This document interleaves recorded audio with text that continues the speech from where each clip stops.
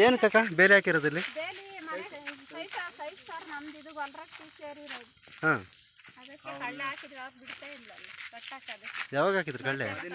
Sir ಒಂದೇ ಬೋರ್ಡ್ನಾಗೆ ನಮ್ಗೆ ಗೊಲ್ರಟ್ಟಿ DC court ಹಾಗೆ ಸರ್, ಇದು ಬಿಡ್ತಾ ಇಲ್ಲ. ಅದಕ್ಕೆ ನಾವು ಕಳ್ಳ ಹಾಕಿ ಸರ್ ನಮ್ಗೆ ನಮ್ ಗೊಲ್ರಟ್ಟಿ ಹಾಗೆ ಸರ್ ಒಂದೇ ಬೋರ್ಡ್ನಾಗೆ 166 ಬಾರ ಒಂದು. ಅದಕ್ಕೆ ಒಂದೇ ಬೋರ್ಡ್ನಾಗೆ ನಮ್ ಗೊಲ್ರಟ್ಟಿ ಹಾಗೆ ಸರ್ ನಮ್ಗೆ ಬಿಡ್ತಾ ಇಲ್ಲ. ಅವರು ವಾಸ್ತು ನರಸಿಂಹಮೂರ್ತಿ ಅಂತ ಇವ್ರು ನಮಗೆ ಬಿಡ್ತಾ ಇಲ್ಲ. ಅದಕ್ಕಾಗಿ ನಾವು ಕಳ್ಳ ಹಾಕಿ ಸರ್ ಇಲ್ಲಿ ನಮಗೆ ಜಾಗ ಬಿಡ್ತಾ ಇಲ್ಲ. ಏನ್ ಮಾಡಕ್ ಅಡ್ಡ ಪೊಲೀಸ್ ಸ್ಟೇಷನ್ ಬರ್ರಿ ಅಂತ ಕಂಪ್ಲೇಂಟ್ ಕೊಡ್ತಾರ. ನಾವು ಕಂಪ್ಲೇಂಟ್ ಹೋಗಕ್ಕಾಗಲ್ಲ ಸರ್. ಅದಕ್ಕಾಗಿ ನಾವು ಇಲ್ಲಿ ಇವತ್ತು ಕಳ್ಳ ಹಾಕಿದ್ವಿ. ನಮ್ಗೆ ಏನ್ ಮಾಡಕ್ ತೊಂದರೆ ಮಾಡ್ತಾರ ಸರ್. ಏನ ಸರ್ ನಿಮ್ದು? ನಾನು ನಾಗರಾಜ್ ಸರ್. ಇದೇ ಊರನ? ಇದೇ ಊರು ಗೊಲ್ರಟ್ಟಿ. ಏನ್ ಮಾಡಕ್ ಬಿಡ್ತಾ ಇಲ್ಲ ಸರ್. ಅದಕ್ಕಾಗಿ ನಾವು ಗೊಲ್ರಟ್ಟಿಗೆ ಜಾಗ ಅಕ್ವೈರ್ ಮಾಡ್ಕೋಬೇಕು ನಾವು ಇದು ಮಾಡಿದ್ವಿ. ದಂಡಾಧಿಕಾರಿಗಳು ನಮ್ಗೆ ಏನೋ ಮೇಲಧಿಕಾರಿಗಳು ನಮ್ಗೊಂದು ಪರಿಶೀಲನೆ ಮಾಡ್ಕೊಳ್ಳಿ ಸರ್. ಆಯ್ತಾಯ್ತು, ಒಳ್ಳೆ ಒಳ್ಳೆ ಕೆಲಸ ಮಾಡಿದ್ದಾರೆ ಹೇಳ್ರಿ. ಪಾಗೋಡ ದಂಡಾಧಿಕಾರಿಗಳು ಬಂದು ಈ ಜಾಗದ ಪರಿಶೀಲನೆ ಮಾಡಿ ಇತ್ಯರ್ಥ ಮಾಡಿಸಿಕೊಡ್ಬೇಕಾಗಿ ನಮ್ಮಲ್ಲಿ ಮನವಿ ಮಾಡ್ತಾ ಇದ್ದೀವಿ ಪಾಗೋಡ ದಂಡಾಧಿಕಾರಿಗಳಿಗೆ. ಹಾಗೂ ನಮ್ಮ ಸರ್ಕಾರಕ್ಕೂ ಮನವಿ ಮಾಡ್ತಾ ಇದ್ದೀವಿ. ಬಹಳ ತೊಂದರೆ ಇದೆ. ಹೆಣ್ಮಕ್ಳು ಬೈಲ್ಗೆ ಹೋಗ್ಬೇಕಂದ್ರೆ ಅವ್ರ ಜಾಗಕ್ಕೆ ಹೋಗ್ಬೇಕು. ಅವ್ರನ್ನ ಹಂಗೆ ಕ್ಯಾಮ್ರಾ ಹೊಡಿತಾ ಇದ್ದಾರೆ. ಅವ್ರನ್ನ ಬಂದು ಸ್ವಲ್ಪ ನೋಡಿ ಅಂತ. ಹೆಸರಣ್ಣ ಮೂಲಿಗಿರಿಯಪ್ಪ ಅಂತ. ಇಷ್ಟಕ್ಕೆ ಮುಂಚೆ ತಹಶೀಲ್ದಾರ್ಗೆ ಏನೋ ಹೇಳಿದ್ರಾ?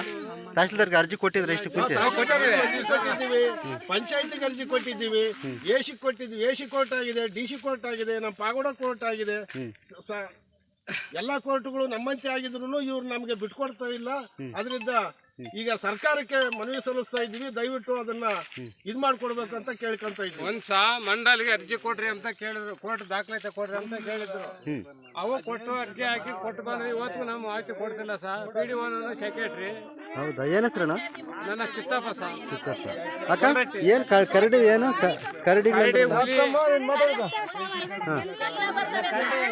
ಎಲ್ಲಿ ಹೌದಾ? ಈ ಬೆಟ್ಟದಿಂದ ಲೈಟ್ ಹಾಕಬೇಕು ಕೂಡ ಬಿಡ್ತಾ ಇಲ್ಲ.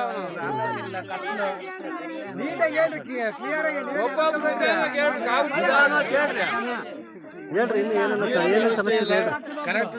ಪಂಚಾಯತಿ ಮುಖಾಂತರ ಅಂತ ಹೇಳ್ಬಿಟ್ಟು ಪಂಚಾಯತಿ ಮುಖಾಂತರ ಮಾಡ್ಕೊಡ್ತೀವಿ ಅಂತ ಹೇಳ್ಬಿಟ್ಟು ನಮ್ಮನ್ನೆಲ್ಲಾರನು ಅಲ್ಲಿ ಕರ್ಸ್ಕೊಂಡು 16 ಲಕ್ಷಕ್ಕೆ ಒಪ್ಪಿಗೆ ಮಾಡ್ಕೊಂಡು 5,000 ಎಲೆ ಅಡಿಕೆ ಶಾಸ್ತ್ರ ಮಾಡ್ಕೊಂಡು ಇಷ್ಟೆಲ್ಲಾನು ಮಾಡಿ ಮುಂಚೆ ಮರ ಅವರೇ ಬಡ್ಕೊಂಡು 20 ವರ್ಷ ಮುಂಚೆ ಮರ ಬಡ್ತಿಲ್ಲ. ಮುಂಚೆ ಮರ ಅವರೇ ಬಡ್ಕೊಂಡು ಸಡನ್ ಆಗಿ ಮಾಡ್ಕೊಡ್ತೀವಿ ಅಂತ ಹೇಳ್ಬಿಟ್ಟು ಇವತ್ತು 20 ದಿವಸ ಲೇಟ್ ಮಾಡ್ಬಿಟ್ಟು ನಮ್ಗೆ ಜಾಗ ಮಾಡ್ಕೊಡ್ತಾ ಇಲ್ಲ. ಇವತ್ತು ನಮ್ಗೆ ಕಡ್ಡಾಯವಾಗಿ ನಮ್ಗೆ ಜಾಗ ಆಗ್ಲೇಬೇಕು. ಅದೇ ಪಂಚಾಯತಿ 15 ಲಕ್ಷ ತೀರ್ಮಾನ ಮಾಡಿ ತಗೊಂಡಿದ್ರು. ಅವರು 5,000 ಅಡ್ವಾನ್ಸ್ ಹೆಂಗ್ ತಗೊಂಡ್ರು? ಎಲೆಕೆ ಶಾಸ್ತ್ರ ಹೆಂಗ್ ಮಾಡಿದ್ರು? ಇವತ್ತು ದಯವಿಟ್ಟು ಸರ್ಕಾರನೇ ಬಂದು ಇವತ್ತು ಇದನ್ನ ಪರಿಶೀಲನೆ ಮಾಡ್ಬೇಕು. ಅಕ್ಕ ರಾಜ್ಯ ಪಂಚಾಯತ್ ಎಲ್ಲಿ ಮಾಡಿದ್ದು?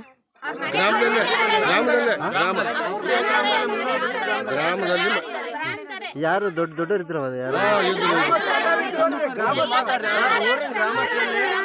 ಎಲ್ಲ ಪ್ರೆಸಿಡೆಂಟ್ ಮೆಂಬರ್ಗಳು ಎಲ್ಲರೂ ಕಲ್ತ್ಬಿಟ್ಟು ಬೇರೆ ಊರವ್ರು ಕೂಡ ಪಂಚಾಯತಿ ಕಲ್ತ್ಬಿಟ್ಟು ಒಂದು ತೀರ್ಮಾನಕ್ಕೆ ಬಂದಿದ್ದಾರೆ.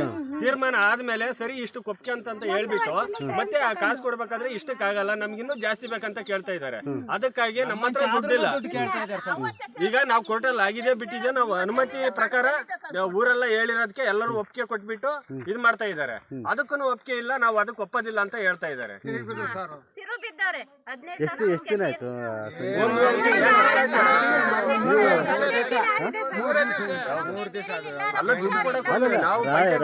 ರಾಜಿ ಯಾವತ್ತು ಆಗಿದ್ದು? ಪೂರ್ತಿ ದುಡ್ಡು ಕೊಡ್ತೀವಿ ಅಂತ ಯಾವತ್ತಿಗೆ ಒಪ್ಕೊಂಡಿದ್ದೀವಿ? ಒಂದು ವಿಷಯ ಹೇಳ್ತೀನಿ ಹೇಳಿ ಸರ್. 2ನೇ ತಾರೀಕು ಅದನ್ನ ಹೇಳ್ಬಿಡ್ದು ಅಂತ್ಬಿಡು. ನಿಮ್ಮ ಹೆಸರು ಹೇಳಿ. ಅಲ್ಲ ಅವ್ರಿಗೆ ಹೇಳ್ತಾ ಇದ್ದಾರೆ ನಿಲ್ರಿ. ಅವ್ರು ಏನು ಕೇಳ್ತಾ ಇದ್ದಾರೆ? ನಿಮ್ಮ ಹೆಸರು ಹೇಳಮ್ಮ.